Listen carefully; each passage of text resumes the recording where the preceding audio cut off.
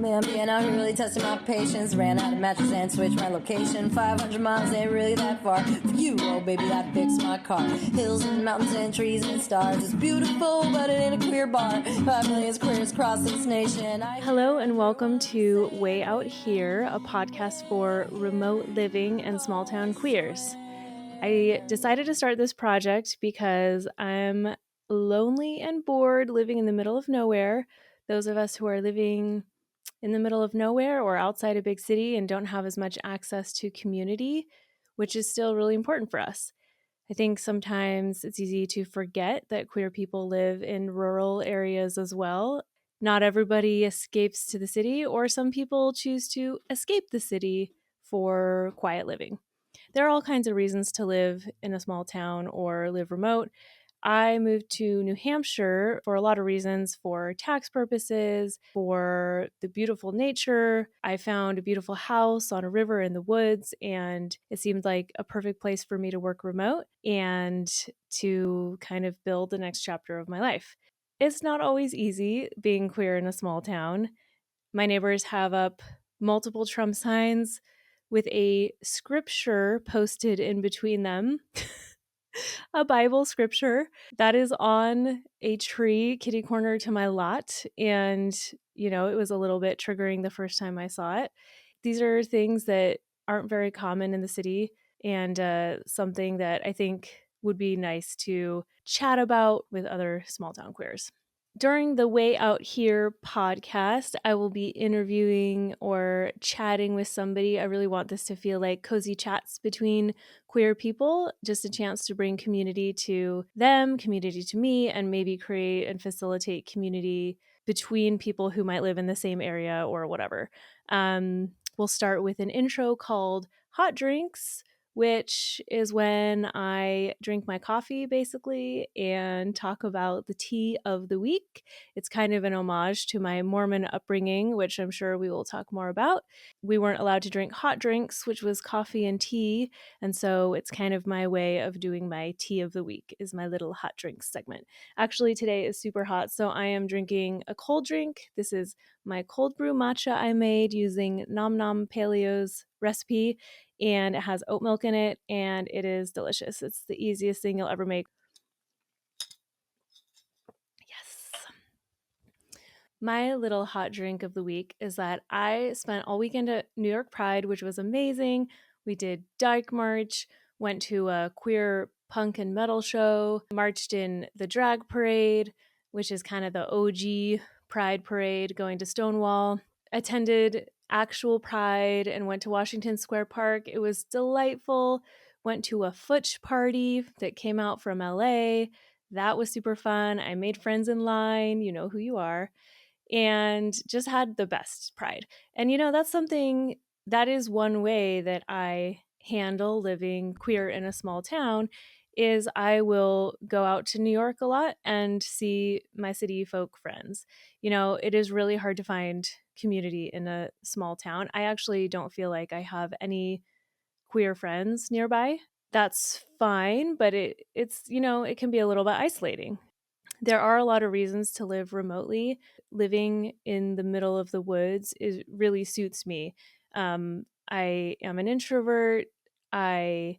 Meaning I recharge by myself. I really love the peace and quiet here. I'm pretty noise sensitive, so it's much easier to sleep here, and regulates my nervous system better. And I just really love it. Growing up, I would go to Idaho every summer to visit my grandparents on their cow farm, and they're some of the best memories of my life. And I think that I do have a love for rural areas. I also went to school in Idaho, and I really loved the area. I loved driving out of town within 6 minutes, and driving to the mountains and driving through the woods, driving through cornfields, whatever. I do really love that.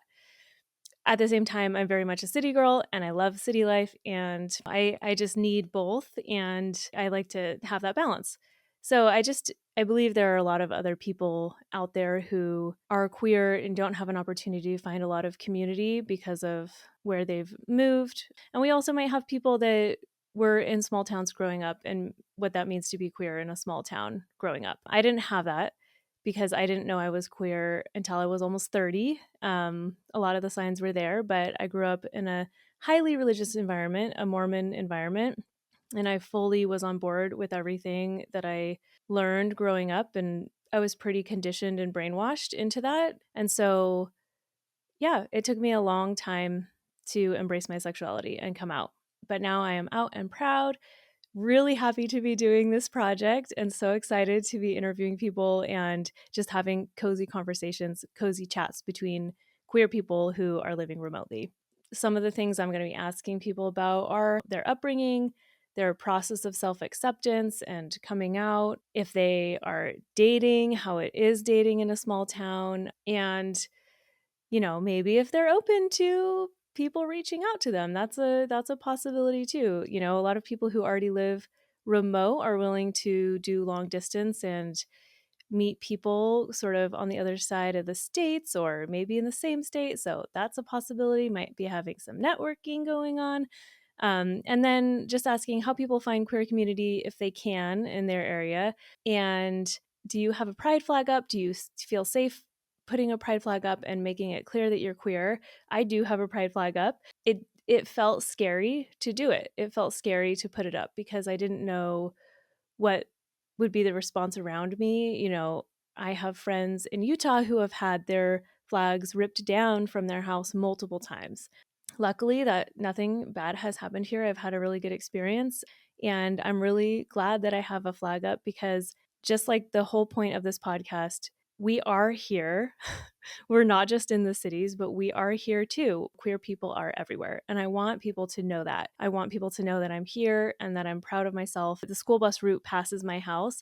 And I just want kids to know, if they're queer, that there are other people out here. I'm the only other person in my town besides one other house that has a pride flag up. And, if you're a kid living in that environment, it can be hard. I didn't have a lot of examples growing up, even being in California. So out here, I can't even imagine, how hard it would be to be a queer kid and just trying to grapple with that. And I do think it would be really powerful to see a pride flag up on my route home from school every day. So I hope that I'm helping somebody out there. I'm so happy you're here. It's going to be difficult to find guests because living remotely means that we're a lot more isolated, and so I'm a lot more isolated, my guests are a lot more isolated, and so please, if you would like to do an interview, please email me at wayoutherequeerpod@gmail.com or reach out to me on Instagram, Way Out Here Podcast. There's YouTube. There's so many ways that you can reach out to me. I want guests that are living through this experience. And I'm just, very excited to make new friends and bring people together in this sense of community. So please, if you or anyone you know is a queer person living remotely, I would love to do an interview with you.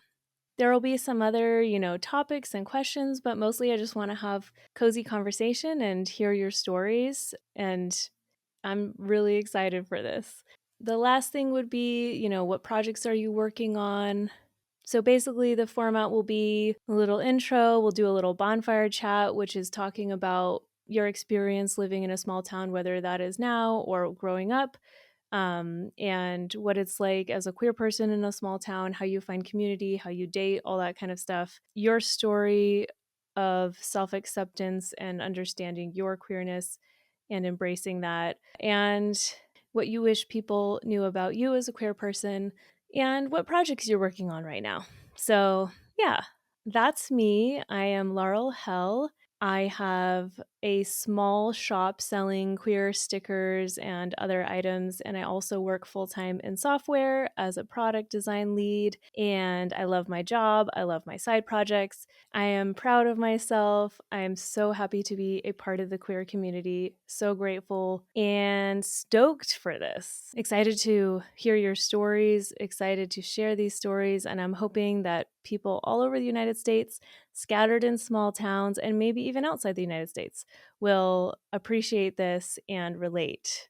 see you soon on our next episode. I'm going to be interviewing one of my best friends, and I'm really excited for that. So please stay tuned, follow, like, subscribe anywhere that you happen to listen or watch. And, we're on YouTube, Spotify, I think Apple Podcasts, just trying to get it out there as much as possible. Anything you can do to help get the algorithm showing this content to people like us is definitely going to help. So thank you so much, and I will see you soon again. Man, being out here really testing my patience. Ran out of mattress and switched my location. 500 miles ain't really that far. For you, oh baby, I fixed my car. Hills and mountains and trees and stars. It's beautiful, but it ain't a queer bar. 5 million queers across this nation. I hear every one of them saying we're here. Oh, I swear we're here. Yeah, we're queer and way out here.